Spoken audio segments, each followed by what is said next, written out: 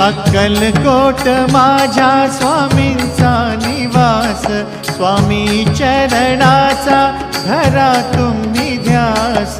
अक्कलकोट माझ्या स्वामींचा निवास, स्वामी चरणांचा धरा तुम्ही ध्यास। जारे जारे सारे स्वामी दर्शनाला, स्वामी पूजनाच्या सोहळ्याला, स्वामी पूजनाच्या सोहळ्याला।